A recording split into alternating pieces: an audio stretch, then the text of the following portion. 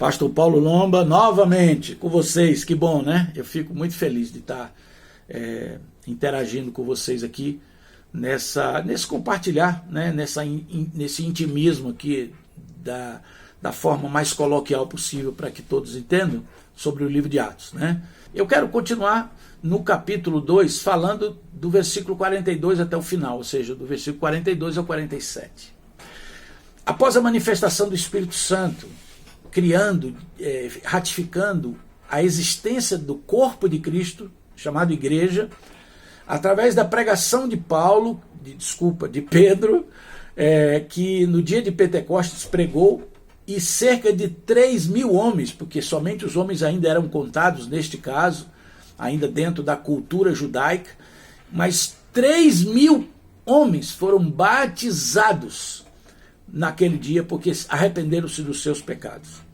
A consequência disso era inevitável, porque cerca de 120 pessoas que estavam reunidas ali, mais 3.000 pessoas de uma vez só foram acrescentadas ao corpo. E eles começaram a entender essa dinâmica do chamar o outro de irmão, e chamar a Jesus de Senhor.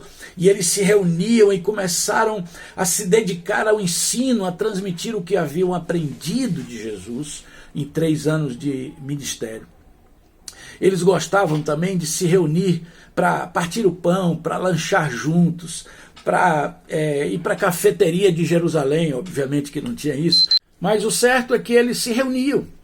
Havia uma euforia santa, um mover diferenciado, havia um desejo de estar próximos uns dos outros, ouvir a experiência de mudança de vida daquela pessoa que para algumas pessoas não tinham mais chance de mudança de vida. Então a igreja, ela estava experimentando um mover de Deus e uma unidade, uma unanimidade tão impressionante, que as pessoas sentavam-se às mesas, nas suas casas, iam todos os dias no pátio do templo, que era um lugar bem amplo para todos se reunirem, e ali outras pessoas eram trazidas à fé diante dos testemunhos, diante das curas que os apóstolos realizavam. Imaginam vocês que o poder que estava sobre eles, agora o dínamos, ou a dinamite que o Espírito liberou para eles, estava sendo manifesta não só como Jesus fazia, porque eles sabiam que Jesus curava, Jesus ressuscitava, mas agora são os apóstolos, são os discípulos que estão experimentando esse mesmo poder. Não se esqueça que Jesus disse que aqueles que crescem, fariam coisas maiores do que ele. E ali estava sendo manifesto o poder de Deus. Havia um sentimento de amor tão grande pela necessidade das pessoas, que as pessoas vendiam seus bens, colocavam aos pés dos apóstolos para suprir a pobreza, para pagar dívidas de pessoas, e isso tudo gerava neles um sentimento de irmandade. Eles se sentiam parte um do outro, como Jesus Cristo disse que seria, juntos, todos unidos no nome dele. E é no nome de Jesus que a gente se une mesmo. Eu gosto muito do final desse texto, que diz que eles caíam na graça do povo, porque as pessoas viam que não havia só um discurso religioso. Havia agora uma mudança de vida clássica na sociedade, na família, na administração dos bens, era notório. E eles caíam na graça do povo e Deus é quem acrescentava os que iam sendo salvos. Às vezes a gente acha que o poder está em nós, o convencimento, a estratégia. O que Deus quer é a obediência.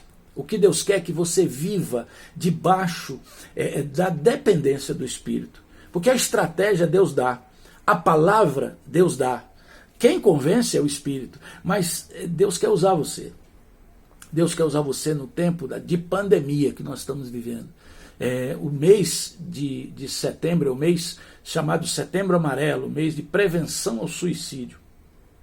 Sabe de uma coisa, aumentou muito o suicídio de adolescentes nessa pandemia, por causa dos seus sonhos que estavam sendo construídos, e a pandemia tirou ele da escola, eles estavam super motivados para fazer um vestibular, mas a tensão aumentou tanto que alguns estão tirando sua própria vida. Isso é lamentável, é difícil de assimilar, mas olha, a igreja que Jesus deixou, É uma igreja para resgatar o que se havia perdido, para ir atrás das pessoas que estão sem esperança, para manifestar o poder de Deus, porque Deus liberou uma procuração de plenos poderes para nós fazermos o que Ele fazia.